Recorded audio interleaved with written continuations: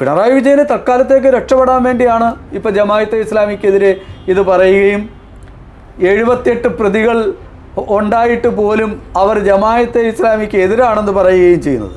ജമാഅത്തെ ഇസ്ലാമിയുടെ ലക്ഷ്യം എന്ന് പറയുന്നത് മതാധിഷ്ഠിത ഇസ്ലാമിക രാഷ്ട്രമാണ്. പിണറായി വിജയനിൽ നിന്ന് എന്തെങ്കിലും രീതിയിലുള്ള ഒരു ആനുകൂല്യം ഹിന്ദു സമൂഹം പ്രതീക്ഷിക്കുകയും വേണ്ട. അവരും ഹിന്ദു സമൂഹത്തെ ചെറുക്കാൻ തന്നെയാണ് ശ്രമിക്കുന്നത്. കാരണം CPMൻ്റെ ഏറ്റവും താഴെ തട്ട് മുതൽ മുകൾ തട്ട് വരെ സിമി എന്ന് പറയുന്ന നിരോധിത സംഘടനയുടെ പ്രവർത്തകർ ആസൂത്രിതമായി കയറിപ്പറ്റി. അപ്പോൾ ഈ കേരളത്തിലെ ഇസ്ലാമിക തീവ്രവാദം സ്പ്രെഡ് ചെയ്യുകയും മുസ്ലിം സമുദായത്തെ ഇത്തരത്തിലുള്ള ഒരു ഭീകരാന്തരീക്ഷത്തിലേക്കും അവരെ പിരിമുറുക്കത്തിലേക്ക് നയിച്ചതിലും മദനിയുടെ പങ്ക് വളരെ വലുതായിരുന്നു. ജമാഅത്തെ ഇസ്ലാമി പറയുന്നില്ലല്ലോ, എന്നാൽ ജമാഅത്തെ ഇസ്ലാമി പറയട്ടെ, ഞങ്ങൾ മതാധിഷ്ഠിത രാഷ്ട്രത്തിനല്ല ഭാരതത്തിൽ ശ്രമിക്കുന്നത്. CPMനെയും അതേപോലെ തന്നെ UDFനെയും ഒരേപോലെ ഭീകര സംഘടനകൾ കാർന്നു തിന്നുകൊണ്ടിരിക്കുകയാണ്. അപ്പോൾ നമ്മൾ ഈ ചെകുത്താൻ്റെയും കടലിൻ്റെയും ഇടയിലാണ്. എറണാകുളം മഹാരാജാസ് കോളേജിൽ പഠിച്ചിരുന്ന റാങ്ക് ഹോൾഡറായിരുന്ന അനുജ എന്ന പെൺകുട്ടിയെ പാലാരിവട്ടത്ത് തലമൊട്ടയിടിച്ച് തൂങ്ങി നിലയിലാണ് കണ്ടെത്തിയത്. UDF ജയിച്ച എല്ലാ സ്ഥലത്തും, കോട്ടയം ആയാലും പത്തനംതിട്ട ആയാലും എല്ലാ സ്ഥലത്തും ഈ ഹിന്ദുക്കൾക്ക് അധികാര സ്ഥാനങ്ങൾ കിട്ടിയില്ല. അതിന് പകരം ഈ അധികാര സ്ഥാനങ്ങൾ മുഴുവൻ മുസ്ലിങ്ങൾക്കും മറ്റു ന്യൂനപക്ഷ വിഭാഗങ്ങൾക്കുമായിട്ട് ഡിവൈഡ് ചെയ്യപ്പെട്ടു.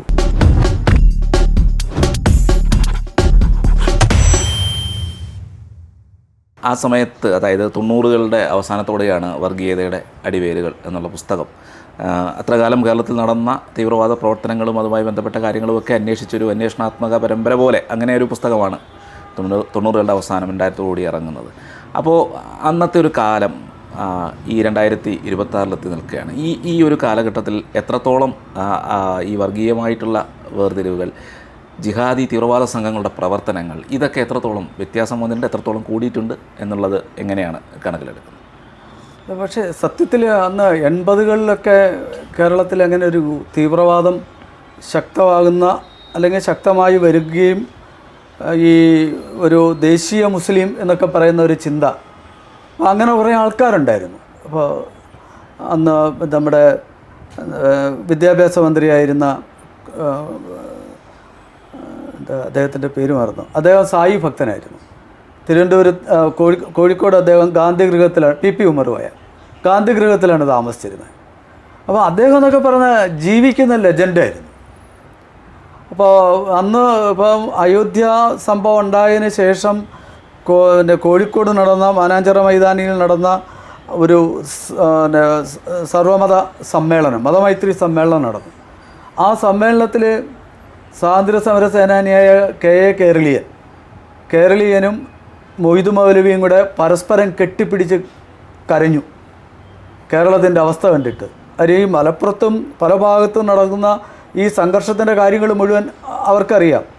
അപ്പോൾ അന്ന് ഈ ദേശീയ മുസ്ലിങ്ങൾ എന്ന് പറയുന്ന ഒരു കാഴ്ചപ്പാടുണ്ടായിരുന്നു. പക്ഷേ 90കളിൽ ഇങ്ങോട്ട് വരുമ്പോഴത്തേക്ക് കേരളത്തിൽ മതതീവ്രവാദം ഭയങ്കരമായിട്ട് ശക്തി പ്രാപിച്ചു തുടങ്ങി. അപ്പോൾ MD നാലപ്പാട് പത്രാധിപരായിട്ടിരിക്കുന്ന സമയത്താണ് മാതൃഭൂമിയിൽ ഭീമാപ്പള്ളിയിലെ ഹദ്ദടി എന്ന് പറയുന്ന സംഭവം വലിയ വാർത്തയാവുന്നത്. ഇന്നാണെങ്കിൽ മാതൃഭൂമിയിൽ ആ വാർത്ത വരില്ല. ഹദ്ദടി എന്ന് പറയുന്നത് ഒരു മുസ്ലിം സ്ത്രീ, വളരെ നന്നായിട്ട് ജീവിക്കുന്ന ഒരു മുസ്ലിം സ്ത്രീ, അവർ വിധവയാണെന്നാണ് എൻ്റെ ഒരു ഓർമ്മ. അപ്പോൾ അവരടുത്ത് ഈ ഉസ്താദ് വേണ്ടാത്ത കാര്യങ്ങൾ പറഞ്ഞ സമയത്ത് അവർ പണി നോക്കാൻ പറഞ്ഞു. അതിന് അവരെ മതനിന്ദ ആരോപിച്ചിട്ട് നഗ്നയാക്കിയിട്ട് ചന്തിക്ക് അടിക്കുന്നതാണ് ഹദ്ദടിക്ക് വിധേയമാക്കാൻ ഈ ജമാഅത്ത് ഉത്തരവിട്ടു. നടന്നു. അന്ന് അതിനെതിരെ വ്യാപകമായ പ്രതിഷേധം കൊണ്ടുവരാൻ അന്ന് മാതൃഭൂമിക്ക് കഴിഞ്ഞു. അപ്പോൾ ആ ഒരു പാരമ്പര്യം വെച്ചിട്ടാണ് 98 ഞാൻ ഈ അപ്പൻ മേനോൻ അവാർഡിന് നമ്മുടെ ഈ പ്രോജക്റ്റ് കേരളത്തിലെ വർഗീയതയുടെ ഒരു മാറ്റം, അപ്പോഴത്തേക്ക് ഈ ദേശീയ മുസ്ലിം എന്ന് പറയുന്ന ചിന്താഗതിയൊക്കെ മാറിയിട്ട് ഒരു തീവ്രവാദത്തിൻ്റെ ഒരു നിഴലിലേക്ക് കാര്യങ്ങൾ പോകുന്ന ഒരു സാഹചര്യം വന്നു. അന്ന് മാധ്യമം പത്രത്തിൽ വന്ന ഒരു പരസ്യമാണ് അന്ന് ഏറ്റവും കൂടുതൽ, മുസ്ലിം കിഡ്നി വേണം. മുസ്ലിങ്ങൾക്ക് അവയവദാനം നിഷിദ്ധമാണ്, ഹറാമാണ്. പക്ഷേ മുസ്ലിമിന് കിഡ്നി മറ്റു മതസ്ഥരുടെ സ്വീകരിക്കാം. അതിനുവേണ്ടി കൊടുത്ത പരസ്യമായിരുന്നു ഈ മുസ്ലിം കിഡ്നി വേണമെന്നുള്ളത്. അപ്പോൾ ഈ രക്തം, ബ്ലഡ് ബാങ്കിൽ പോലും മുസ്ലിം രക്തത്തിന് വേണ്ടി ആവശ്യപ്പെടുന്നവർ, മുസ്ലിം ഗൈനക്കോളജിസ്റ്റ്, അപ്പോൾ ആ തരത്തിലുള്ള ഒരു ഇതിലേക്ക് മാറുകയും മുസ്ലിം ഡോക്ടർമാരിലേക്ക് മാറുകയും ചെയ്യുന്ന ഒരവസ്ഥ. അപ്പോൾ ആ സമയത്താണ് ലവ് ജിഹാദ് ശക്തമാകുന്നത്. അപ്പോൾ ലവ് ജിഹാദിനെക്കുറിച്ചുള്ള വാർത്തകൾ പലപ്പോഴും മാതൃഭൂമി പ്രസിദ്ധീകരിച്ചില്ല, നമ്മളന്ന് കൊടുത്ത വാർത്തകൾ പോലും. അത് പലപ്പോഴും അന്ന് നമ്മൾ പേര് മാറ്റി കേസരിയിലാണ് അന്ന് പ്രസിദ്ധീകരിച്ചിരുന്നത്. കേസരി എന്ന് പറയുന്നത് നമ്മുടെ പ്രസിദ്ധീകരണമാണ്. അന്ന് TH വത്സരാജും സുകുമാരൻ ചേട്ടനും ഒക്കെ ഉള്ള സമയത്ത് അന്ന് ഈ ലവ് ജിഹാദിൻ്റെ വാർത്തകൾ ആദ്യം കൊടുക്കുന്നത് അതിലാണ്. അന്ന് ഏറ്റവും കൂടുതൽ ഇത്തരത്തിലുള്ള സംഭവങ്ങൾ കൺഫേം ചെയ്യുകയും തരികയൊക്കെ ചെയ്തിരുന്നത് അന്ന് ഇൻ്റലിജൻസിൻ്റെ ഒക്കെ ചുമതലയൊക്കെ ആയിരുന്നു സെൻകുമാർ സാറിൻ്റെ അടുത്തൊക്കെ പലപ്പോഴും ചോദിക്കുമ്പോൾ സത്യസന്ധമായിട്ട് കാര്യങ്ങൾ പറഞ്ഞിരുന്നു. അപ്പോൾ ഈ തീവ്രവാദം ഭയങ്കരമായിട്ട് വരികയും ഈ കേരളത്തിൻ്റെ ഒരു സാർവലൗകിക ഒരു മതനിരപേക്ഷത അല്ലെങ്കിൽ ആ സ്നേഹം, അപ്പോൾ എല്ലാ മതങ്ങളും ഒരേ ഈശ്വരാംശത്തിലേക്ക് തന്നെയാണ് പോകുന്നത് എന്ന് തുടങ്ങിയ നമ്മുടെ ആ ഒരു മതമൈത്രിയൊക്കെ ഇല്ലാതാകുന്ന ഒരു സാഹചര്യം ഭയങ്കരമായിട്ട് ഹോണ്ട് ചെയ്തുകൊണ്ടാണ് നമ്മൾ ഈ പഠനം നടത്താൻ ഇതാക്കിയത്. പരമേശ്വർജിയാണ് എന്താ അതിന് ഏറ്റവും കൂടുതൽ സജസ്റ്റ് ചെയ്തത്. അപ്പോൾ പരമേശ്വർജി പറഞ്ഞു ഈ ഒരു പരിവർത്തനം വരുമ്പോഴത്തേക്ക് തീവ്രവാദികൾക്ക് ബലം കൂടുകയും മറ്റേ നിഷ്പക്ഷരായ അല്ലെങ്കിൽ മതമൗലികവാദം ഇല്ലാത്ത തീവ്രവാദമില്ലാത്ത സാധാരണ ദേശീയ മുസ്ലിങ്ങൾ നിശബ്ദരാക്കപ്പെടുകയും ചെയ്യുന്ന സാഹചര്യം ഉണ്ടാകുമെന്ന് അന്ന് പരമേശ്വർജി പറഞ്ഞു. അതുകൊണ്ടാണ് അവരെ സപ്പോർട്ട് ചെയ്യാൻ വേണ്ടി ഈ തരത്തിലുള്ള പഠനങ്ങൾ അനിവാര്യമാണെന്ന് പറഞ്ഞു. അങ്ങനെയാണ് നമ്മൾ തുടങ്ങിയത്.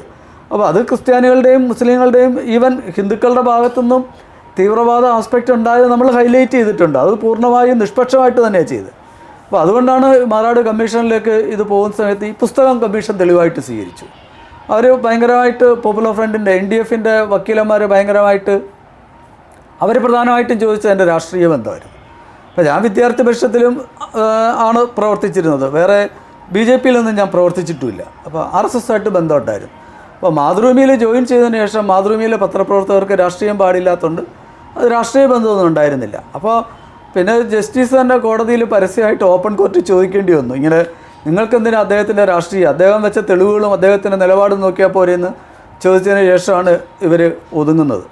അപ്പോൾ ഈ പുസ്തകത്തിനകത്തുള്ള കണ്ടെത്തലുകളും ഈ പരിവർത്തനവും ഇസ്ലാമിക തീവ്രവാദം ഇങ്ങനെ ഈ വേര് പിടിക്കുന്നതും പിന്നീട് തീവ്രവാദ പരിശീലന കേന്ദ്രങ്ങൾ നടക്കുന്നത്, പിന്നീട് ഈ പൊന്നാനിയിലെയും മറ്റേ ഈ ഗ്രീൻ വാലി അടക്കമുള്ള അവിടുത്തെ ശ്രമങ്ങൾ, ലവ് ജിഹാദിൻ്റെ ഇത്, പിന്നീട് ഈ ഭീകര സംഘടനകളുടെ പ്രവർത്തനം.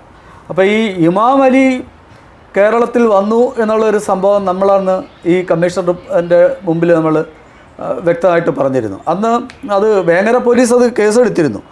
അത് മറ്റേ മലപ്പുറം ഡിസ്ട്രിക്റ്റിലെ കൂമങ്കല്ല് പുഴയുടെ അവിടുന്ന് പൈപ്പ് ബോംബ് കിട്ടിയപ്പോൾ അതിന് വേണ്ടി ഈ അൽ ഉമ്മയുടെ നേതാവായിരുന്ന ഇമാം അലി വന്ന് വേങ്ങരയിൽ താമസിച്ചിട്ടാണ് ഇവർക്ക് സ്ഫോടക വസ്തുക്കൾ ഉണ്ടാക്കാൻ പരിശീലനം കൊടുത്തത്. അതാണ് ഞാൻ നേരത്തെ പറഞ്ഞത്, മുസ്ലിം ലീഗിൻ്റെ പിന്തുണ. ഒറ്റ പോലീസുകാരൻ അവിടെ പോയി അന്വേഷണം നടത്താൻ തയ്യാറായിട്ടില്ല. അപ്പം ഞാൻ പലപ്പോഴും കേട്ടിട്ടുള്ളത്, ഇപ്പം മുഹമ്മദ് റിയാസ് ഇപ്പം മന്ത്രിയാണ്, പക്ഷേ റിയാസ് DYFI SFI ഒക്കെ നേതാവായിരിക്കും. മുഹമ്മദ് റിയാസിൻ്റെ ബാപ്പ പോലീസിലായിരുന്നു, പക്ഷെ അദ്ദേഹം വളരെ ഓണസ്റ്റായിട്ടുള്ള സത്യസന്ധനായ ഉദ്യോഗസ്ഥനായിരുന്നു. അപ്പോൾ ഈ തരത്തിലുള്ള തീവ്രവാദ പ്രവർത്തനങ്ങൾക്കെതിരെ അതിശക്തമായ നിലപാടെടുത്ത ഓഫീസറായിരുന്നു അന്ന് അദ്ദേഹം. അപ്പോൾ അന്ന് സെൻകുമാർ സാർ ഇക്കാര്യം പലതവണ പറഞ്ഞിട്ടുണ്ട്. പക്ഷേ ഇത് ഇപ്പോൾ റിയാസിൻ്റെ ബാപ്പയായതുകൊണ്ട് നമ്മൾ രാഷ്ട്രീയം കളിക്കാൻ വേണ്ടിയല്ല വരാം. അദ്ദേഹം സത്യസന്ധനായിരുന്നു, നല്ല ഉദ്യോഗസ്ഥനായിരുന്നു. അദ്ദേഹം ഈ പല കേസുകളിലും വളരെ ശക്തമായ മതനിരപേക്ഷ നിലപാട് സ്വീകരിച്ച ഉദ്യോഗസ്ഥനായിരുന്നു അദ്ദേഹം. അങ്ങനെ വിരലിലെണ്ണാവുന്ന ഓഫീസേഴ്സ് മാത്രമേ അന്നും ഇവർക്ക് പിന്തുണ പ്രഖ്യാപിക്കാതെ ഉണ്ടായിരുന്നുള്ളൂ. ചേകന്നൂർ മൗലവി കേസിൽ ഈ പ്രതികളെ ഇവർ രാജ്യരാമാനം വിദേശത്തേക്ക് കടത്തി. ഇന്നും ഇപ്പോൾ പോലും ഇത്രയും വർഷങ്ങൾക്ക് ശേഷവും ചേകന്നൂർ മൗലവിയുടെ അസ്ഥികൂടമോ മൃതദേഹ അവശിഷ്ടങ്ങളോ കണ്ടെത്താൻ കഴിഞ്ഞിട്ടില്ല. അദ്ദേഹം സർവമത സത്യവാദം ഖുറാനിൽ എന്ന് പറയുന്ന പുസ്തകം എഴുതി 30 ദിവസത്തിനകം അദ്ദേഹത്തെ തട്ടി. ഇതാണ് കേരളത്തിലെ വർഗീയതയുടെ ഇപ്പോഴത്തെ അവസ്ഥ. ഇപ്പോൾ ഈ ഇമാം അലിയും ഹൈദർ അലിയും കേരളത്തിലേക്ക് വരുന്നു. കോയമ്പത്തൂർ സ്ഫോടനം ഉണ്ടായതിനു ശേഷം അതിർത്തി അടച്ചിട്ട് പോലും അവിടുന്ന് പ്രതികൾ എങ്ങനെ മലപ്പുറത്തും ഫറൂഖിലും വന്ന് ഒളിച്ചു താമസിച്ചു. ഊമബാബുവിനെ കണ്ടെത്തിയില്ല. ഊമബാബു പിന്നീട് പലതവണ ജയിലിൽ പോയിട്ട് മദനിയെ കണ്ടു. മദനിയാണ് ആയുധങ്ങൾ സപ്ലൈ ചെയ്തതെന്നുള്ള തെളിവുണ്ടായിരുന്നു.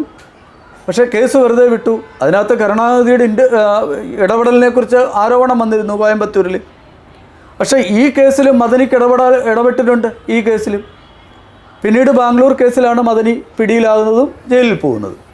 അപ്പോൾ ഈ കേരളത്തിലെ ഇസ്ലാമിക തീവ്രവാദം സ്പ്രെഡ് ചെയ്യുകയും മുസ്ലിം സമുദായത്തെ ഇത്തരത്തിലുള്ള ഒരു ഭീകരാന്തരീക്ഷത്തിലേക്കും അവരെ പിരിമുറുക്കത്തിലേക്ക് നയിച്ചതിൽ മദനിയുടെ പങ്ക് വളരെ വലുതായിരുന്നു.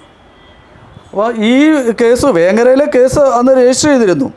മാത്രമല്ല ഇമാം അലി പാക് ഒക്കുപ്പൈഡ് കാശ്മീരിൽ ഈ ഇപ്പം നമ്മൾ ഈ ഓപ്പറേഷൻ സിന്ദൂറിൽ ബോംബ് ചെയ്ത സ്ഥലത്തിൽ പോയിട്ടാണ് പരിശീലനം കിട്ടി വന്നത്. ഇക്കാര്യം പോലീസ് കമ്മീഷണർ വിനോദ് കുമാർ പിന്നീട് അന്വേഷണം നടത്തിയിട്ടുണ്ട്. വിനോദ് കുമാർ വളരെ സത്യസന്ധനായ ഉദ്യോഗസ്ഥനായിരുന്നു. അന്വേഷണ കമ്മീഷനും അത് പറഞ്ഞിട്ടുണ്ട്. വിനോദ് കുമാറിൻ്റെ ഒരു നിഷ്പക്ഷതയും സത്യസന്ധതയും നീതിബോധവും, അത്രയും ബെസ്റ്റ് ഓഫീസറായിരുന്നു വിനോദ് കുമാർ. അതിൻ്റെ നേരെ ഓപ്പോസിറ്റ് ഒരു ഇൻറ്റഗ്രിറ്റി ഇല്ലാത്ത, പൂർണ്ണമായും പക്ഷപാതം കാണിക്കുകയും അഴിമതിക്കാരനുമായിരുന്ന ഓഫീസറായിരുന്നു അബ്ദുറഹീം എന്നുള്ള കാര്യവും കമ്മീഷൻ എടുത്തു പറഞ്ഞിട്ടുണ്ട്. അപ്പോൾ ഈ ജസ്റ്റിസ് തോമസ് പി ജോസഫിനെ പോലുള്ള ഒരാൾ ഈ കേസ് ഈ അന്വേഷണ കമ്മീഷൻ വന്നതുകൊണ്ടാണ് ഈ ഭീകരതയുടെ ഇത്രയും കൂടുതൽ കാര്യങ്ങൾ പുറത്തു വന്നത്. ആൻ്റണി ഇക്കാര്യത്തിൽ അന്ന് മുഖ്യമന്ത്രി ആൻ്റണിയാണ്. ആൻ്റണി ഈ CBI അന്വേഷണം വിടാൻ തയ്യാറായിരുന്നു. കുഞ്ഞാലിക്കുട്ടിയുടെ സമ്മർദ്ദം കാരണമാണ് വിടായിരുന്നത്. ഞാൻ അറസ്റ്റ് ചെയ്യപ്പെടുന്ന സാഹചര്യം ഉണ്ടാകും എന്നായിരുന്നു കുഞ്ഞാലിക്കുട്ടിയുടെ നിലപാട്.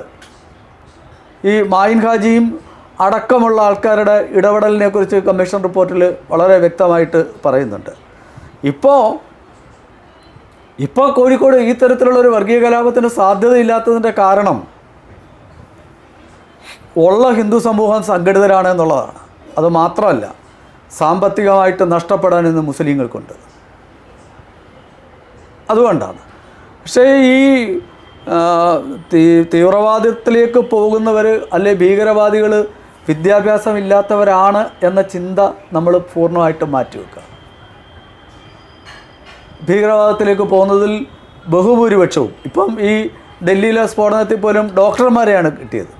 കേരളത്തിലും ഈ ഭീകരരുമായിട്ട് ബന്ധമുള്ള ഏറ്റവും കൂടുതൽ ആൾക്കാർ ഈ തരത്തിൽ വളരെ എഡ്യൂക്കേറ്റഡ് ആയിട്ടുള്ള നല്ല സാമ്പത്തിക ശേഷിയുള്ള വീടുകളിൽ നിന്ന് വരുന്നു എന്നുള്ള സത്യം കൂടി നമ്മൾ മനസ്സിലാക്കിയാൽ മാത്രമേ നമുക്ക് ഇതിനെ പ്രതിരോധിക്കാൻ പറ്റൂ. അത് അന്വേഷണ കമ്മീഷൻ വളരെ വ്യക്തമായിട്ട് ഇക്കാര്യം പറഞ്ഞിട്ടുണ്ട്. പിന്നെ ഇക്കാര്യത്തിൽ ഒരു ഹിന്ദു സമൂഹത്തിന് വേണ്ടി ഇക്കാര്യത്തിൽ അന്ന് ഏറ്റവും കൂടുതൽ കാര്യങ്ങൾ ചെയ്ത ഒരാൾ കുമ്മനം രാജശേഖരൻ തന്നെയായിരുന്നു. ഈ അരയ സമാജത്തിൻ്റെ സുരേഷും അവർ രണ്ടുപേരും നടത്തിയിട്ടുള്ള ഒരു പോരാട്ടം, പിന്നെ സ്വാഭാവികമായും സംഘപരിവാർ പ്രസ്ഥാനങ്ങൾ, അവരെല്ലാം മാത്രമാണ് ഈ ഹിന്ദു സമൂഹത്തിന് നീതി കിട്ടാൻ വേണ്ടി രംഗത്തിറങ്ങിയത്. അതിശക്തമായ നിലപാടെടുക്കുകയും ഈ ഇവരുടെ പുനരധിവാസത്തിനും ഒക്കെ ഏറ്റവും കൂടുതൽ കാര്യങ്ങൾ ചെയ്തതും അവരാണ്. ഇപ്പോഴത്തെ ഇപ്പോൾ നടക്കുന്ന ചർച്ചകളിൽ ഈ CPM ഉൾപ്പെടെയുള്ള സംഘടനകൾ പറയുന്ന പല കാര്യങ്ങളും പറഞ്ഞു വരുമ്പോൾ അന്ന് ഈ അരയ സമാജത്തിനോ അല്ലെങ്കിൽ ഇരകളാക്കപ്പെട്ട ഹിന്ദുക്കൾക്കോ അനുകൂലമായ ഒരു ചൂട് പോലും വയ്ക്കാതെ ഇപ്പോൾ ഇങ്ങനത്തെ കാര്യങ്ങൾ ഉന്നയിക്കുകയാണ് എന്ന് പറയുമ്പോൾ അതിനകത്തൊരു ഇരട്ടത്താപ്പില്ലേ സത്യത്തിൽ? അല്ല, പൂർണ്ണമായിട്ടും. ഇപ്പോൾ അതിൻ്റെ കാരണം എന്ന് പറയുന്നത് ഈ അന്വേഷണ കമ്മീഷൻ റിപ്പോർട്ടിൻ്റെ പേജ് നമ്പർ 107, അതിനകത്ത് CPMൻ്റെ 107 108 CPMൻ്റെ പ്രവർത്തനം മാത്രമാണ് പറയുന്നത്. അത് വളരെ വ്യക്തമായിട്ട് എങ്ങനെയാണ് ഈ CPM ഇതിനകത്ത് പ്രവർത്തനം നടത്തിയതെന്നും ഈ അവിടെ പഞ്ചായത്ത് ഇലക്ഷന് ഹിന്ദുക്കൾ UDFനെ പിന്തുണച്ചു എന്നുള്ളത് കൊണ്ട് അവർക്കെതിരെ ബേപ്പൂർ പഞ്ചായത്ത് തെരഞ്ഞെടുപ്പിൽ അവർക്കെതിരെ നിലപാടെടുക്കുകയും CPM എങ്ങനെയാണ് ഈ അക്രമത്തിൽ ഇത് എടുത്തതെന്നുള്ള വളരെ വ്യക്തമായിട്ട് പറയുന്നുണ്ട്. അപ്പം ഒരു CPM വെള്ളയിൽ നടത്തിയ ഒരു പ്രകടനത്തിൽ RSSനും BJPക്കും ഹിന്ദുക്കൾക്കെതിരെയാണ് മുദ്രാവാക്യം വിളിച്ചത്. കമ്മീഷൻ രേഖപ്പെടുത്തിയിട്ടുണ്ട്. അതേപോലെ തന്നെ വെള്ളയിലും അരയ സമാജത്തിന് മോസ്കോ കമ്മിറ്റിയായിട്ട് നല്ല ടേംസിൽ നല്ല രീതിയിൽ സൗഹാർദ്ദമായിട്ട് പ്രവർത്തിച്ചപ്പോൾ അതിനെതിരെ നിലപാടെടുത്തത് അന്ന് CPM ആണ്. അതുപോലെ 31/12/2001 4/1/2002 CPM പ്രവർത്തകർ ഇതിനകത്ത് ഈ കമ്മ്യൂണൽ ഹാർമണി തകർക്കാൻ നടത്തിയ ശ്രമത്തെക്കുറിച്ച് പറയുന്നുണ്ട്. ഈ മാറാട് കേസിൽ മൊത്തം 393 പ്രതികളാണുള്ളത്. ഈ 393 പ്രതികളിൽ 78 പേര് CPM പ്രവർത്തകരാണ്. ഹിന്ദുക്കളെ കൂട്ടക്കൊല ചെയ്തു എന്ന ആരോപണത്തിൻ്റെ പേരിൽ പ്രതികളായ 393 പേരിൽ 78 പേർ CPM പ്രവർത്തകരാണ്. അപ്പോൾ എങ്ങനെയാണ് CPMനകത്ത് പങ്കില്ല എന്നും CPM ഹിന്ദുക്കൾക്ക് വേണ്ടി നിലനിന്നു എന്നും പറയുന്നത്? അപ്പോൾ ഈ ഇപ്പോഴത്തെ ഒരു ഇലക്ഷൻ്റെ ഭാഗമായിട്ടുള്ള ഒരു സ്റ്റണ്ട് മാത്രമാണ് ഇത്. ഹിന്ദുക്കളെ ഇപ്പോഴത്തെ പ്രശ്നം വ്യക്തമാണ്. CPMൻ്റെ പിന്നിലുണ്ടായിരുന്ന ഹിന്ദു സമൂഹം, പ്രത്യേകിച്ചും ഈഴവ, അരയർ തുടങ്ങിയ പിന്നാക്ക വിഭാഗക്കാർ മുഴുവൻ, അവർ CPMനെ കൈവിടുന്ന ഒരു ഘട്ടത്തിലേക്ക് വന്നു. ആ ഘട്ടത്തിൽ ഇവരുടെ വോട്ട് ബാങ്ക് നിലനിർത്താൻ വേണ്ടിയാണ് മനഃപൂർവ്വം AK ബാലൻ ഞങ്ങൾ ഈ ജമാഅത്തെ ഇസ്ലാമിക്കും ഇവർക്കെതിരെ നിലപാടെടുത്തു. അങ്ങനെ ഈ അല്ലുമ്മയുടെയും NDFൻ്റെയും ജമാഅത്തെ ഇസ്ലാമിയുടെയും കൂടെ ഹിന്ദുക്കളെ കൊല്ലാൻ പോയ 78 പേര് 78 പേര് CPMകാരാണ്. ഇന്ന് വരെ അവർ പറഞ്ഞിട്ടില്ലല്ലോ ഇവർ CPMകാരല്ലെന്നോ തള്ളി പറഞ്ഞിട്ടുണ്ടോ? ഇവരുടെ കേസ് നടത്തുന്ന പാർട്ടിക്കാർ തന്നെയല്ലേ. ഇലക്ഷൻ സ്റ്റണ്ടാണ്. ഇതാണ് BJP എക്സ്പോസ് ചെയ്യേണ്ടത്. ഇത് തുറന്നു കാണിക്കണം കേരളത്തിലെ ഹിന്ദു സമൂഹത്തിന്. ഇത്തവണത്തെ തദ്ദേശ സ്വയംഭരണ തിരഞ്ഞെടുപ്പിൽ വന്നിട്ടുള്ള വോട്ടിൻ്റെ പോളറൈസേഷൻ നമ്മൾ നോക്കണം. വെൽഫെയർ പാർട്ടിയും ജമാഅത്തെ ഇസ്ലാമിയും SDPIയും കൂടെ ഒന്നിച്ചാണ് UDFനെ സപ്പോർട്ട് ചെയ്തത്. പിന്നെ ക്രിസ്ത്യൻ വോട്ടും കൂടെ വന്നുകൊണ്ടാണ് ഇത്രയും ഭയങ്കര ഒരു ലാൻഡ് സ്ലൈഡ് വിക്ടറി UDFന് വന്നത്. ഈ ലാൻഡ് സ്ലൈഡ് വിക്ടറി UDFന് വരുന്ന സമയത്ത് തീർച്ചയായിട്ടും ജമാഅത്തെ ഇസ്ലാമിയ അടക്കമുള്ള ഏതെങ്കിലുമൊക്കെ സംഘടനകളെ പിളർത്തി മാറ്റിയാൽ വരാൻ പോകുന്ന നിയമസഭാ തിരഞ്ഞെടുപ്പിൽ രക്ഷയുള്ളൂ എന്നുള്ള കാര്യം കമ്മ്യൂണിസ്റ്റ് പ്രസ്ഥാനത്തിന് അറിയാം. അതുകൊണ്ടാണ് ഈ മുസ്ലിം പിന്തുണയും അതോടൊപ്പം ഹിന്ദുക്കളുടെ ധ്രുവീകരണം ഒഴിവാക്കാനും ഒരു ഇരുതല വാളാണ് ഇവർ ഇപ്പോൾ ഉപയോഗിക്കുന്നത്. ഇവരെ കൊണ്ടുവരിക വോട്ട് ബാങ്കിലേക്ക്, അതോടൊപ്പം തന്നെ മുസ്ലിം കമ്മ്യൂണിറ്റിയിലെ ഒരു ഭാഗത്തേക്ക് കൊണ്ടുവരാൻ. അപ്പോൾ ഈ പ്രവർത്തനമാണ് ഇപ്പോൾ അവർ നടത്തുന്നത്. ഇത് പൂർണ്ണമായിട്ടും തുറന്നു കാണിക്കണം. മാത്രമല്ല ഹിന്ദു സമൂഹം വ്യക്തമായിട്ട് മനസ്സിലാകണം, UDF ജയിച്ച എല്ലാ സ്ഥലത്തും, കോട്ടയടക്കം, കോട്ടയായാലും പത്തനംതിട്ട ആയാലും എല്ലാ സ്ഥലത്തും ഈ ഹിന്ദുക്കൾക്ക് അധികാര സ്ഥാനങ്ങൾ കിട്ടിയില്ല. അതിന് പകരം ഈ അധികാര സ്ഥാനങ്ങൾ മുഴുവൻ മുസ്ലിങ്ങൾക്കും മറ്റു ന്യൂനപക്ഷ വിഭാഗങ്ങൾക്കുമായിട്ട് ഡിവൈഡ് ചെയ്യപ്പെട്ടു. എറണാകുളം ബെസ്റ്റ് എക്സാമ്പിളാണ്. 3 പേരേ ഉള്ളൂ, 3 കൗൺസിലർമാരെ എറണാകുളത്ത് മുസ്ലിം ലീഗിന് കിട്ടിയുള്ളൂ.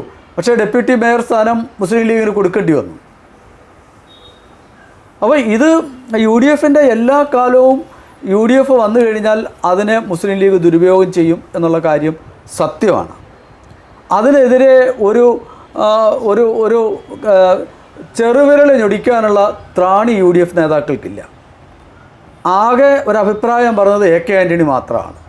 മത്തായി മാഞ്ഞൂരാൻ സ്മാരക പ്രഭാഷണത്തിലും കാരൂർ സ്മാരക പ്രഭാഷണത്തിലും ന്യൂനപക്ഷ ഇതിൻ്റെ പേരിൽ ഭൂരിപക്ഷ വിഭാഗങ്ങൾക്ക് കിട്ടേണ്ട കാര്യങ്ങൾ, റിയലായിട്ട് യഥാർത്ഥത്തിൽ കിട്ടേണ്ട അവകാശങ്ങൾ പോലും ന്യൂനപക്ഷ വിഭാഗങ്ങൾ കൊള്ളയടിക്കുന്നുണ്ട് എന്നുള്ള സത്യം AK ആൻ്റണി പറഞ്ഞു.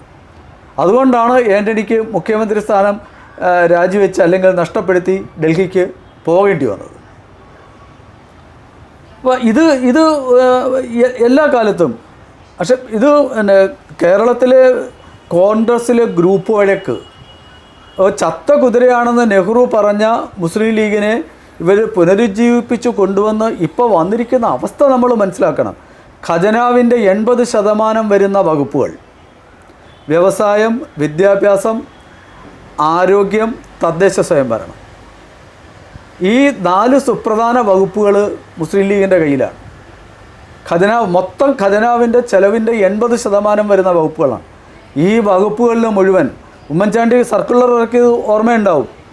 പേഴ്സണൽ സ്റ്റാഫിലെ 27 സ്റ്റാഫിൽ ഒരാളെയെങ്കിലും ഹിന്ദു അല്ല ഏതെങ്കിലും ഇതര സമുദായത്തിൽ നിന്ന് ക്രിസ്ത്യാനിയെങ്കിലും വെക്കണമെന്ന് ആവശ്യപ്പെട്ട് മുസ്ലിം ലീഗുകാർക്ക് ആദ്യം പേഴ്സണലായിട്ട് ആവശ്യപ്പെട്ടിട്ട് ചെയ്യാത്തതുകൊണ്ട് സർക്കുലർ കൊടുക്കേണ്ടി വന്നു. ഉമ്മൻചാണ്ടിയുള്ള സമയത്താണ് ഇവർ 5ാം മന്ത്രിയെ പാണക്കാട് തങ്ങൾ പ്രഖ്യാപിച്ചത് മാറ്റാൻ പറ്റില്ല.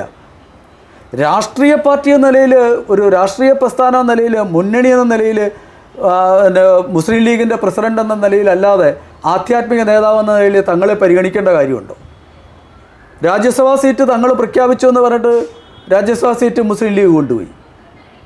എന്താ കേരളത്തിൽ നടക്കുന്നത്? അബ്ദുറബ്ബ് മന്ത്രിയായിരുന്നപ്പോൾ മന്ത്രിയുടെ മന്ദിരത്തിൻ്റെ പേര് ഗംഗ എന്നായതുകൊണ്ട് ഞാൻ അവിടെ താമസിക്കില്ല എന്ന് പറഞ്ഞു. അദ്ദേഹം അലിഗഡ് മുസ്ലിം യൂണിവേഴ്സിറ്റി പഠിച്ച ആളാണ്. എന്നിട്ട് ഗംഗ എന്നുള്ള പേര് ഗ്രേസ് ഒന്ന് മാറ്റേണ്ടി വന്നു. കേരളത്തിലെ സ്കൂളുകൾ ആരംഭിച്ച കാലം മുതലുള്ള ബ്ലാക്ക് ബോർഡുകൾ മാറ്റിയിട്ട് പച്ച ബോർഡുകൾ കൊണ്ടുവന്നു. ഈ മതാധിപത്യത്തെ എങ്ങനെ നമ്മൾ ചെറുക്കാനാകും, സഹിക്കാനാകും? കേരളത്തിലെ ഹിന്ദു സമൂഹം ഇത് മനസ്സിലാക്കുന്നില്ല എന്നുള്ളതാണ് ഇവിടുത്തെ ഏറ്റവും വലിയ പ്രശ്നം. ഈ അടുത്ത കാലത്ത് പോപ്പുലർ ഫ്രണ്ടിൻ്റെ നിരോധനത്തിന് കാരണമാകുന്ന രീതിയിലുള്ള അതിനൊരു തെളിവായിട്ട് കണ്ടെത്തിയ ആ ഒരു തീരുമാനം, അതായത് 2047 ഇന്ത്യയെ മാറ്റിയെടുക്കുക എന്നുള്ള ആ ഒരു തീരുമാനം, അത് പല രീതിയിലാണ് അവരത് പറഞ്ഞിരിക്കുന്നത്.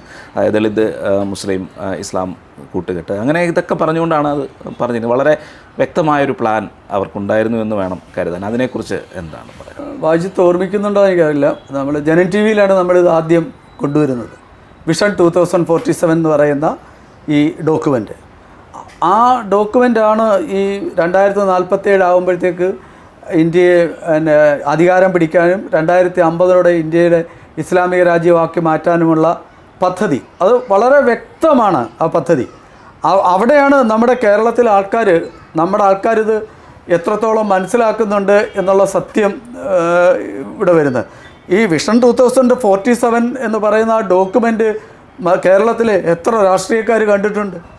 അപ്പോൾ ഈ ഡോക്യുമെൻ്റ് 2047 ആകുമ്പോഴത്തേക്ക് പൂർണ്ണമായിട്ടും ഇന്ത്യയെ ഇസ്ലാമിക രാജ്യമാക്കി മാറ്റാനുള്ള പദ്ധതിയാണ്. അതിൻ്റെ ഭാഗമാണ് ഇപ്പോൾ കേരളത്തിൽ നടന്നുകൊണ്ടിരിക്കുന്ന, ഇന്ത്യ മുഴുവൻ നടക്കുന്ന സംഭവ വികാസങ്ങൾ.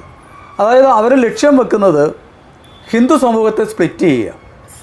OBC വിഭാഗത്തിൽപ്പെട്ടവരെയും പട്ടികജാതി പട്ടികവർഗ വിഭാഗത്തിൽപ്പെട്ടവരെയും കൂടെ സ്പ്ലിറ്റ് ചെയ്ത് വേറെ ആക്കിക്കഴിഞ്ഞാൽ, അവരെ ഹിന്ദുവിൽ നിന്ന് മാറ്റി നിർത്തിക്കഴിഞ്ഞാൽ, അവരും മുസ്ലിം കമ്മ്യൂണിറ്റിയിലെ 20% ചേരുമ്പോഴത്തേക്ക് 50% കൂടുതൽ ജനസംഖ്യ എത്തും. അങ്ങനെ അധികാരം പിടിക്കാമെന്നുള്ളതാണ് അവരുടെ കാൽക്കുലേഷൻ. അതുകൊണ്ടാണ് അവർ RSSനെ എതിർക്കുന്നത്. RSS ലക്ഷ്യമിടുന്നത് ജാതിയില്ലാത്ത ഹിന്ദുത്വമാണ്. RSSൻ്റെ തുടക്കം മുതൽ, ഒരുപക്ഷെ മഹാത്മാഗാന്ധി ഡൽഹിയിലെ RSS ശാഖ കാണാൻ പോകുമ്പോഴും നാഗ്പൂരിൽ പോകുന്ന സമയത്തും അദ്ദേഹം ശാഖയിൽ കണ്ട ആൾക്കാർ അവരോട് ചോദിച്ചപ്പോൾ ഒരാൾ പോലും ജാതി എന്താണെന്ന് പറയുകയോ ജാതി അറിയുകയോ ചെയ്യാതാണ് പ്രവർത്തിക്കുന്നതെന്ന് കണ്ടെത്തി. അന്ന് ഗുരുജി ഗോൾവക്കറോട് ഗാന്ധിജി പറഞ്ഞതാണ്, ഞാൻ ആഗ്രഹിച്ചതാണ് നിങ്ങൾ നടപ്പിലാക്കിയതെന്ന് പറഞ്ഞു. ജാതിയില്ലാത്ത ഹിന്ദുത്വം. ഈ ജാതിയില്ലാത്ത ഹിന്ദുത്വത്തിന് വേണ്ടി RSS പ്രവർത്തിക്കുകയും അത് പൂർണ്ണമായും വിജയകരമായി നടപ്പിലാക്കുകയും ചെയ്തു എന്നുള്ളതാണ് ഏറ്റവും വലിയ പ്രത്യേകത. അതാണ് ഒരു പക്ഷേ പോപ്പുലർ ഫ്രണ്ടിനെയും ഇസ്ലാമിക ഭീകര സംഘടനകളെയും അലോസരപ്പെടുത്തുന്നത്. ഈ ഹിന്ദു സമൂഹത്തെ സ്പ്ലിറ്റ് ചെയ്യാൻ വേണ്ടിയുള്ള ശ്രമം, ജാതിയില്ലാത്ത ഹിന്ദുത്വം എന്ന് പറയുന്ന RSSൻ്റെ നിലപാടിന് മുന്നിൽ ഇടിച്ച് തകരുകയാണ്. അതുകൊണ്ടാണ് അവർ ഇപ്പോൾ TS ശ്യാംകുമാർ ആയാലും ബാക്കിയുള്ള അവരിപ്പോൾ ഈ പുറത്തിറക്കിയിരിക്കുന്ന പെയ്ഡ് ജേർണലിസ്റ്റുകളടക്കം അവരെല്ലാവരും ശ്രമിക്കുന്നത് ഈ ഹിന്ദു സമൂഹത്തിൽ ഇല്ലാത്ത ജാതി സ്പർദ്ധ കുത്തിയിളക്കാനും ജാതിയുടെ പേരിൽ ഭിന്നിപ്പുണ്ടാക്കാനുമാണ്. അപ്പോൾ ഈ ലക്ഷ്യത്തിൻ്റെ പിന്നിൽ ISI ആണ്. ISIയും ISIയുടെ ഈ ലക്ഷ്യമാണ് അരുൺകുമാർ സിൻഹ പണ്ട് റിപ്പോർട്ടിൽ പറഞ്ഞത്. അരുൺകുമാർ സിൻഹ വളരെ വ്യക്തമായിട്ട് ഇതിനെക്കുറിച്ച് വർഷങ്ങൾക്ക് മുമ്പ്, ഏതാണ്ട് 90കളുടെ ആ കാലഘട്ടത്തിൽ മലപ്പുറം SP ആയിരിക്കുമ്പോൾ ISIയുടെ ഈ പ്ലാൻ സംബന്ധിച്ച റിപ്പോർട്ട് അരുൺകുമാർ സിൻഹ ജൂനിയർ കൊടുത്തിട്ടുണ്ട്. അപ്പോൾ സെയിം ആ പാറ്റേണിൽ തന്നെയാണ് വിഷൻ 2047 വരുന്നത്. അപ്പോൾ ഈ വിഷൻ 2047 ഇപ്പോൾ നടന്നുകൊണ്ടിരിക്കുന്ന കേരളത്തിലെ സംഭവങ്ങൾ നമ്മൾ മനസ്സിലാക്കണം. ഒന്ന്, ലവ് ജിഹാദ് ഹിന്ദു ക്രിസ്ത്യൻ പെൺകുട്ടികളെ മാത്രമാണ്. 100 കണക്കിന് പെൺകുട്ടികൾ ഈ ലൈംഗികമായി ചൂഷണം ചെയ്യപ്പെട്ടതിന് ശേഷം അനാഥാവസ്ഥയിലായിട്ടുണ്ട്. നൂറുകണക്കിന് പെൺകുട്ടികൾ. ഇപ്പോൾ ഈ എറണാകുളം മഹാരാജാസ് കോളേജിൽ പഠിച്ചിരുന്ന റാങ്ക് ഹോൾഡറായിരുന്ന അനുജ എന്ന പെൺകുട്ടിയെ പാലാരിവട്ടത്ത് തലമൊട്ടയിടിച്ച് തൂങ്ങി നിലയിലാണ് കണ്ടെത്തിയത്. അപ്പോൾ ആ അവസ്ഥ എന്ന് പറയുന്നത് ഈ നമ്മുടെ പെൺകുട്ടികൾ ഈ യാഥാർത്ഥ്യം മനസ്സിലാക്കുന്നില്ല. ഇപ്പോൾ ക്രിസ്തീയ സഭകളും ഇപ്പോൾ വിശ്വകർമ്മ സഭ, SNDPയിലെ ഒരു വിഭാഗം ഒക്കെ കുറേ പേർക്കൊക്കെ മനസ്സിലായിട്ടുണ്ട്. ഇപ്പോൾ പെൺകുട്ടികളും ഇക്കാര്യത്തിൽ ഈ നിരന്തരമുള്ള പ്രചാരണത്തിൽ കുറേയൊക്കെ ബോധ്യപ്പെട്ടു. ഇപ്പോൾ അഖിലയുടെ വിഷയം വന്നപ്പോൾ അഖില മതപരിവർത്തനം ചെയ്തു. ആ മതപരിവർത്തനം ചെയ്ത അഖിലയുടെ അച്ഛൻ ജനൻജീവിയുടെ ചർച്ചയിൽ വന്ന് അന്ന് നമ്മളോട് പരസ്യമായിട്ട് പറഞ്ഞതാണ്, കമ്മ്യൂണിസ്റ്റുകാരനായ ഞാൻ എൻ്റെ മകളെ നമ്മുടെ സംസ്കാരം പഠിപ്പിക്കുന്നതിൽ പരാജയപ്പെട്ടതാണ് ഏറ്റവും വലിയ പ്രശ്നമെന്ന് പറഞ്ഞു. ഇപ്പോൾ മതപരിവർത്തനം ചെയ്ത ആ പെൺകുട്ടി അവളുടെ അമ്മ മരിക്കുന്ന സമയത്ത് ഇസ്ലാം അല്ല എന്നതുകൊണ്ട്, തൻ്റെ മതവിശ്വാസത്തിലല്ല എന്നതുകൊണ്ട് മാത്രം മരണക്കിടക്കയിൽ ആ മകളെ ഒന്ന് കാണണമെന്ന് ആവശ്യപ്പെട്ടിട്ട് കാണാതെ പോയി. ഇത് കേരളത്തിലെ ഹിന്ദു സമൂഹത്തിനുള്ള ഒരു ഏറ്റവും വലിയ സൂചനയാണ്. ഇതേപോലെ തന്നെ ക്ഷേത്ര നഗരികളിൽ പത്മനാഭസ്വാമി ക്ഷേത്രം ഒഴിച്ച് മറ്റുള്ള എല്ലാ പ്രധാന ക്ഷേത്രങ്ങളുടെയും ചുറ്റുമുള്ള സ്ഥലങ്ങൾ മുസ്ലിം സമൂഹം വാങ്ങിക്കൂട്ടുകയാണ്. അതേപോലെ തന്നെ വ്യാപാര കേന്ദ്രങ്ങൾ കേരളത്തിലെ 5000 കോടിക്കും 10000 കോടിക്ക് ഇടയ്ക്കാണ് വിപണി, എക്സ്പോർട്ട് അടക്കം. അതിൻ്റെ ഭൂരിപക്ഷം ഈ പ്രത്യേക സമുദായം കൈയാളുന്നു. 20000 കോടിയോളം വരുന്ന പച്ചക്കറി വിപണി പൂർണ്ണമായിട്ടും അവർ കൈയടക്കുന്നു. വ്യാപാര മേഖല, സമ്പത്ത് ഇവിടെ നിന്ന് ഹിന്ദുക്കളെയും ക്രിസ്ത്യാനികളെയും ബോധപൂർവം ഒഴിച്ചു നിർത്താനുള്ള ശ്രമം പോപ്പുലർ ഫ്രണ്ടിൻ്റെയും തീവ്രവാദി സംഘടനകളുടെയും ഭാഗത്തു നിന്നുണ്ടാകുന്നു. പക്ഷേ കേരളത്തിലെ ഹിന്ദു സമൂഹം അല്ലെങ്കിൽ ക്രൈസ്തവ സമൂഹം ഇത് തിരിച്ചറിയുന്നില്ല. ഇപ്പോൾ പൂഞ്ഞാർ ബെസ്റ്റ് എക്സാമ്പിളാണ്. ഓരോ സ്ഥലത്തും ഏതെങ്കിലും ഒരു വ്യാപാര സ്ഥാപനം, ഹിന്ദുവിൻ്റെയോ ക്രിസ്ത്യാനിയുടെയോ വ്യാപാര സ്ഥാപനം ഉണ്ടെങ്കിൽ അതിനടുത്ത് 1-2 കട തുടങ്ങി ഏറ്റവും വില കുറച്ച് ഈ സാധനങ്ങൾ വിൽക്കുകയും ഇവൻ്റെ കട തകർക്കുകയും ചെയ്യും. അത് കഴിഞ്ഞ് അവരവർക്ക് തോന്നിയ വിലയ്ക്ക് വിൽക്കും മൊണോപ്പൊളി ആകുമ്പോൾ. ഇത് എല്ലാ ഭാഗത്തും നടക്കുന്നു. മാത്രമല്ല ഹലാൽ വളരെ നിർദോഷമാണ്, ഇസ്ലാമാണെന്നല്ലേ എന്ന് നമ്മുടെ ചോദ്യം. ജനൻ TV നമ്മൾ ഹലാൽ ചർച്ചയിൽ ഭക്ഷണത്തിൽ തുപ്പുന്ന അടക്കമുള്ള ദൃശ്യങ്ങൾ നമ്മൾ കാണിച്ചിരുന്നു. ഇപ്പോഴും ഇത് നിർബാധം തുടരുന്നു. ഭക്ഷണം ഹലാലാക്കുന്നത് തുപ്പിയിട്ടാണ്. എന്തിനു മനുഷ്യവിസർജ്യം നമ്മൾ കഴിക്കണം? അപ്പോൾ ഈ ഹലാൽ എന്ന് പറയുമ്പോൾ ഹലാൽ ബോർഡ്, അൽ ഹിന്ദ് ഉലമ എന്ന് പറയുന്ന ഹലാൽ ബോർഡിൻ്റെ സൈറ്റിൽ പോയി നോക്കിയാൽ ഹലാൽ ധനസഹായം ചെയ്തിട്ടുള്ളത് ഇന്ത്യയിലെ എല്ലാ സ്ഫോടന കേസുകളിലെയും പ്രതികൾക്കാണ്. വരുമാനത്തിൻ്റെ ഹലാൽ ഇതിൽ ഉള്ള ഓരോ വ്യാപാര സ്ഥാപനത്തിൻ്റെയും വരുമാനത്തിൻ്റെ നിശ്ചിത ശതമാനം ഹലാൽ ബോർഡിന് കൊടുക്കണം. അവിടെ ഹലാൽ ബോർഡ് വെക്കുന്ന ആ സ്ഥാപനത്തിലെ തൊഴിലാളികളുടെ 1/3 മുസ്ലിമായിരിക്കണം. അപ്പോൾ ഇത് കൊണ്ടുവരുന്ന ഒരു സാമ്പത്തിക പരിവർത്തനം, അപ്പോൾ ഇത് ഇംഗ്ലണ്ടിലെ കൊണ്ടുവന്ന മാറ്റം 1960കളിൽ ഇംഗ്ലണ്ടിലെ ഹലാൽ ഇത് തുടങ്ങിയ സമയത്ത് ഇത് അവസ്ഥ ഉണ്ടാകാൻ പോകുന്നു എന്ന് പറഞ്ഞതാണ്.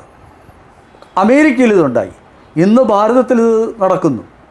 അപ്പോൾ ഈ ഹലാൽ വ്യാപാര സ്ഥാപനങ്ങളെ പൂർണ്ണമായിട്ടും ഹിന്ദു സമൂഹവും ക്രൈസ്തവ സമൂഹവും കൈയൊഴുകുകയും നിരാകരിക്കുകയും ചെയ്യണം.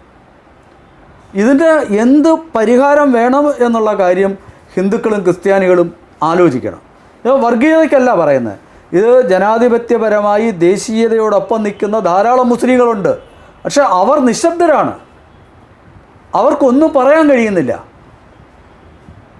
എത്ര പേര് ഇപ്പോൾ പലപ്പോഴും ഹമീദ് ചേന്നമംഗല്ലൂരും അടക്കമുള്ള ആരിഫ് ഹുസൈൻ തെരുവത്ത്, ലിയാഖത്ത് അലി തുടങ്ങിയ കുറച്ച് പേരുണ്ടായിരുന്നു. അവരുടെ ഇപ്പോൾ ജാമിദ ടീച്ചർ ഇപ്പോഴും സെക്യൂരിറ്റി റിസ്കിലാണ്. പക്ഷേ കാര്യങ്ങൾ ഇപ്പോൾ എക്സ്പോസ്ഡ് ആകുന്നു, പുറത്തു വരുന്നു. ഇറാനിൽ നടക്കുന്ന പർദ്ദയ്ക്കെതിരായ വിപ്ലവം, സൗദി അറേബ്യയിൽ അവർ ഇഷ്ടമുള്ള വസ്ത്രം ധരിക്കാൻ പറയുന്നു.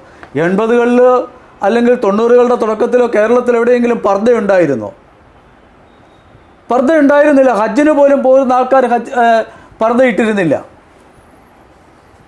ഇപ്പോൾ പർദ്ദ ഇല്ലാതെ സ്ത്രീകൾക്ക് പുറത്തു പോകാൻ പാടില്ല. മലപ്പുറം ജില്ലയിൽ മാത്രം 600-ലേറെ ഇത്തരം പ്രസിദ്ധീകരണങ്ങൾ നടക്കുന്നു. സാമൂഹ്യ മാധ്യമത്തിൽ പോപ്പുലർ ഫ്രണ്ടിൻ്റെയും ഈ തീവ്രവാദ ഇസ്ലാമിക ഗ്രൂപ്പുകളുടെയും പെയ്ഡ് ജേർണലിസ്റ്റുകളാണ് ഇതിനു വേണ്ടി രംഗത്തിറങ്ങിയിരിക്കുന്നത്. അവരുടെ ഏറ്റവും വലിയ ടാർഗറ്റ് ശശികല ടീച്ചർ അടക്കമുള്ള ആൾക്കാരാണ്. അപ്പോൾ ഈ ഒരു അവസ്ഥ ഹിന്ദു സമൂഹവും ക്രൈസ്തവരും കേരളത്തിൽ മനസ്സിലാക്കണം. വരാൻ പോകുന്ന തെരഞ്ഞെടുപ്പിൽ ഏതെങ്കിലും തരത്തിൽ UDF വിജയിപ്പിച്ച് വീണ്ടും അധികാരത്തിൽ വന്നില്ലെങ്കിൽ തീവ്രവാദത്തിൻ്റെ മുനയൊടിയും എന്നുള്ള കാര്യം ഇവർക്ക് നന്നായിട്ടറിയാം. പക്ഷേ പിണറായി വിജയനിൽ നിന്ന് എന്തെങ്കിലും രീതിയിലുള്ള ഒരു ആനുകൂല്യം ഹിന്ദു സമൂഹം പ്രതീക്ഷിക്കുകയും വേണ്ട. അവർ ഹിന്ദു സമൂഹത്തെ ചെറുക്കാൻ തന്നെയാണ് ശ്രമിക്കുന്നത്. കാരണം CPMൻ്റെ ഏറ്റവും താഴെ തട്ട് മുതൽ മുകൾ തട്ട് വരെ സിമി എന്ന് പറയുന്ന നിരോധിത സംഘടനയുടെ പ്രവർത്തകർ ആസൂത്രിതമായി കയറിപ്പറ്റി. സിമിയുടെ നേതാവായിരുന്ന ഡോക്ടർ KT ജലീലും അടക്കമുള്ള നേതാക്കൾ ആ സിമി നിരോധിക്കപ്പെട്ടപ്പോൾ ഏത് രാഷ്ട്രീയ പാർട്ടിയിൽ ഇഷ്ടമുള്ള രാഷ്ട്രീയ പാർട്ടിയിൽ കയറിപ്പോകാം എന്ന് പറഞ്ഞതിൻ്റെ അടിസ്ഥാനത്തിലാണ് KT ജലീൽ ഇടതുപക്ഷത്തും സിദ്ദിഖ് കോൺഗ്രസിലും വന്നത്. അപ്പോൾ ഈ രീതിയിൽ CPMനെയും അതേപോലെ തന്നെ UDFനെയും ഒരേപോലെ ഭീകര സംഘടനകൾ കാർന്നു തിന്നുകൊണ്ടിരിക്കുകയാണ്. അപ്പോൾ നമ്മൾ ഈ ചെകുത്താൻ്റെയും കടലിൻ്റെയും ഇടയിലാണ്. മാത്രമല്ല ഹിന്ദു വോട്ട് ബാങ്ക് ഉണ്ടാവുകയും ക്രൈസ്തവരുമായി ചേർന്ന് ഒറ്റക്കെട്ടായിട്ട് ഒരുമിച്ച് ചേർന്ന് ഒരു ശക്തമായ നേതൃനിര ഐക്യനിരയുണ്ടാക്കി അധികാരത്തിലെത്തുകയും ചെയ്തില്ലെങ്കിൽ ഹിന്ദു സമൂഹത്തിൻ്റെ മാത്രമല്ല ക്രൈസ്തവരുടെയും ഗതി അധോഗതിയാണ്. ഒരു സംശയവും വേണ്ട. പൂഞ്ഞാറ് വളരെ വ്യക്തമാണ്. ബിഷപ്പിൻ്റെ വീട്ടിലേക്ക് ബിഷപ്പ് പാലസിലേക്ക് നടത്തിയ മാർച്ച്, അതുപോലെ പൂഞ്ഞാറിലെ വ്യാപാര സ്ഥാപനങ്ങൾ തകർത്തതിനെക്കുറിച്ച് PC ജോർജ് പറഞ്ഞിരുന്നു. PC ജോർജ് പറയുമ്പോൾ അന്ന് അതിഭാവുകത്വമാണെന്നാണ് ഇവിടെ പലരും പറഞ്ഞത്. PC ജോർജ് പറഞ്ഞത് പലതും യാഥാർത്ഥ്യമാണ്. ഇപ്പോൾ ക്രൈസ്തവരുടെ സഭകളുടെ പ്രശ്നം, CSI അടക്കമുള്ള ക്രൈസ്തവ സഭകളുടെ പ്രശ്നം എന്ന് വെച്ചാൽ അവർ അപ്പം ഉള്ള പ്രശ്നങ്ങൾക്ക് അപ്പോഴപ്പോഴത്തെ കാര്യങ്ങൾ നടക്കാൻ വേണ്ടി BJPയിലോ അല്ലെങ്കിൽ UDFൽ പോവുക എന്നുള്ളതാണ്. പക്ഷേ ലോങ് ടേമിൽ എന്താണ് കേരളത്തിൽ വരാൻ പോകുന്നതെന്നും ഈ സഭകൾക്കും കുഞ്ഞാടുകൾക്കും പ്രശ്നമാണ് എന്നുള്ള കാര്യത്തിൻ്റെയും യാഥാർത്ഥ്യബോധത്തോടെ മനസ്സിലാകുന്നതിൽ ഇവർ പൂർണ്ണ പരാജയമാണ്. ഇപ്പോൾ പിണറായി വിജയന് തൽക്കാലത്തേക്ക് രക്ഷപ്പെടാൻ വേണ്ടിയാണ് ഇപ്പോൾ ജമാഅത്തെ ഇസ്ലാമിക്കെതിരെ ഇത് പറയുകയും 78 പ്രതികൾ ഉണ്ടായിട്ട് പോലും അവർ ജമാഅത്തെ ഇസ്ലാമിക്ക് എതിരാണെന്ന് പറയുകയും ചെയ്യുന്നത്. ജമാഅത്തെ ഇസ്ലാമിയുടെ ലക്ഷ്യം എന്ന് പറയുന്നത് മതാധിഷ്ഠിത ഇസ്ലാമിക രാഷ്ട്രമാണ്. അത് VD സതീശൻ മാത്രമേ പറയുന്നുള്ളൂ, ഇപ്പോൾ അങ്ങനെ ഇല്ലയെന്ന്. പക്ഷേ ജമാഅത്തെ ഇസ്ലാമി പറയുന്നില്ലല്ലോ. എന്നാൽ ജമാഅത്തെ ഇസ്ലാമി പറയട്ടെ, ഞങ്ങൾ മതാധിഷ്ഠിത രാഷ്ട്രത്തിനല്ല ഭാരതത്തിൽ ശ്രമിക്കുന്നത്. ഭാരതത്തെ കീഴ്പ്പെടുത്തുക എന്നുള്ളത് മുഹമ്മദിൻ്റെ കാലത്ത് അല്ലെങ്കിൽ അതിന് ശേഷം വന്ന ഖലീഫമാരുടെ കാലം മുതലുള്ള ലക്ഷ്യമാണ്. ആ ലക്ഷ്യമാണ് പെട്രോൾ ഓടലും ഖത്തറിൽ നിന്നുള്ള പണവും സബാത്തിൻ്റെ പൈസയും ഉപയോഗിച്ച് ഈ ഇസ്ലാമിക ഭീകര സംഘടനകൾ ഭാരതത്തിൽ നടപ്പിലാക്കാൻ ശ്രമിക്കുന്നത്. അതിൻ്റെ വളരെ വ്യക്തമായ ഡോക്യുമെൻ്റാണ് വിഷൻ 2047. ഈ വിഷൻ 2047 എന്ന് പറയുന്ന ഡോക്യുമെൻ്റ് കേരളത്തിലെ NSSും SNDPയും പുലയർ മഹാസഭയും വിശ്വകർമ്മ മഹാസഭയും മാത്രമല്ല BJP നേതാക്കളും പഠിക്കണം. അത് പഠിച്ചാലേ കേരളത്തിലെയും ഹിന്ദു സമൂഹത്തെയും ക്രൈസ്തവ സമൂഹത്തെയും ഇവർക്ക് എഡ്യൂക്കേറ്റ് ചെയ്യാൻ പറ്റുള്ളൂ. ഇത് അന്ന് നമ്മളിത് പുറത്തു കൊണ്ടുവരുമ്പോൾ ഈ ഡോക്യുമെൻ്റ് അടക്കം നമ്മൾ കാണിച്ചു കൊടുത്തു. ഡോക്യുമെൻറ്റിൻ്റെ മുഴുവൻ ഡോക്യുമെൻറ്റ്സും ഇപ്പോഴും എൻ്റെ കയ്യിലുണ്ട്, ആർക്ക് വേണമെങ്കിലും കൊടുക്കാം കോപ്പി. പക്ഷേ ഇത് പഠിക്കാൻ തയ്യാറാവണം. ഈ ഹിന്ദു ക്രൈസ്തവ ഐക്യനിര ഉണ്ടായില്ല എന്നുണ്ടെങ്കിൽ കേരളത്തിലെ ഹിന്ദു സമൂഹത്തിൻ്റെയും ക്രൈസ്തവ സമൂഹത്തിൻ്റെയും നിലനിൽപ്പ് ഭീഷണിയിലാണ്. ആലപ്പുഴയിൽ വിളിച്ച മുദ്രാവാക്യം കൊച്ചുകുട്ടി വിളിച്ചതല്ല, അവനെ കൊണ്ട് വിളിപ്പിച്ചതാണ്. അവലും മലരും കുന്തിരിക്കവും വാങ്ങി മരണം കാത്തിരിക്കേണ്ട അവസ്ഥയിലേക്ക് തന്നെയാണ് നമ്മൾ പോകുന്നത് എന്ന യാഥാർത്ഥ്യം നമ്മൾ മനസ്സിലാക്കണം.